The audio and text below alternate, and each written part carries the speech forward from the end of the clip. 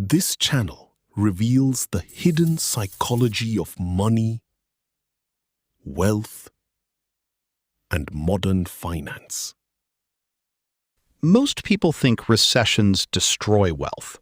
But that's only true if you're standing on the wrong side of the collapse. Because while millions of people are refreshing banking apps, checking layoffs, watching retirement accounts bleed red, someone else is quietly buying the future at a discount. And that's the strange part. Economic crashes look like disasters on the news. But to rich people, they often look like clearance sales. 2008.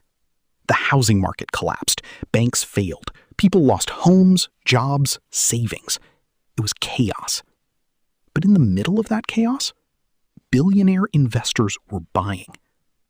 Not because they were heartless, because they understood something most people never get taught. Recessions don't just destroy money. They transfer assets. And if you already have cash when everyone else is desperate, the system suddenly becomes very generous to you. That's why rich people don't always fear recessions. Sometimes they wait for them. Because the fastest way to build massive wealth is often during the exact moments everyone else is trying to survive. And right now, with inflation still high, debt levels exploding, layoffs creeping back into headlines, and markets behaving like they drank 6 energy drinks, that matters more than ever. Because once you see how recessions really work, you stop viewing crashes the same way again.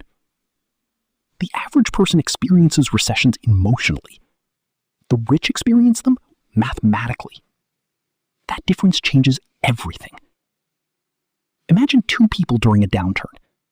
One person has debt, monthly bills, no emergency savings, a job that suddenly feels fragile.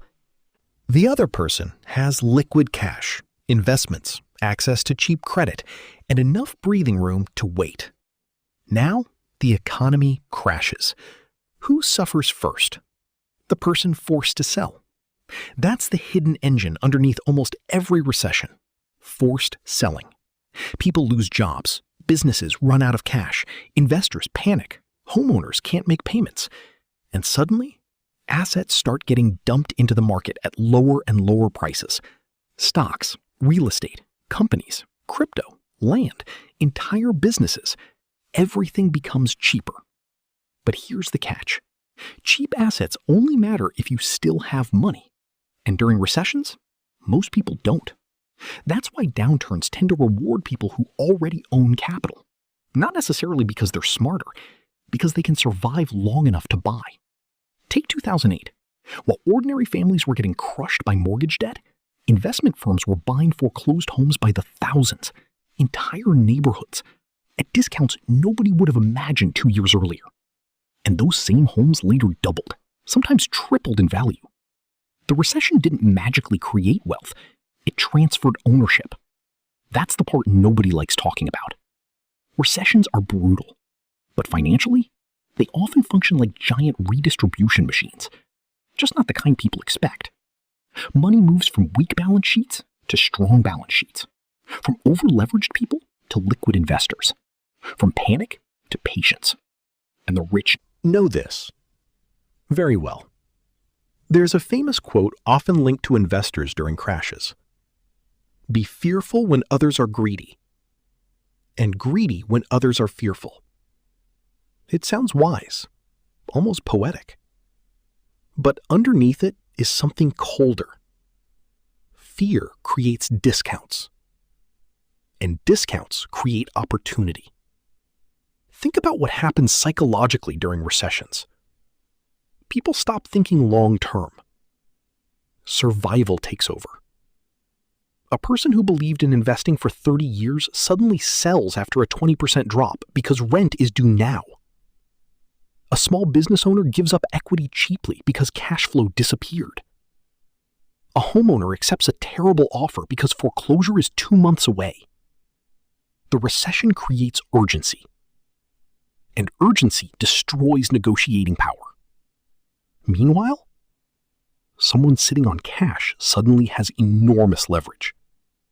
This is why cash becomes king during downturns. Not because cash grows, but because everything else shrinks around it. A billionaire holding $1 billion before a crash may technically lose money on paper. But if asset prices collapse by 40%, their purchasing power actually increases.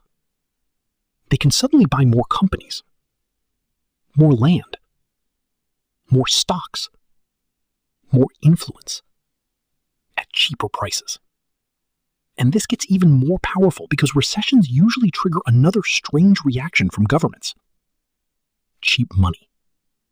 When economies slow down badly, central banks often cut interest rates, sometimes aggressively.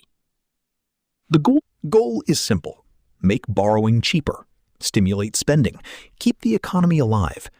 But cheap money creates another side effect. People with access to credit can suddenly borrow enormous amounts at very low cost, and rich people usually have the best access to credit.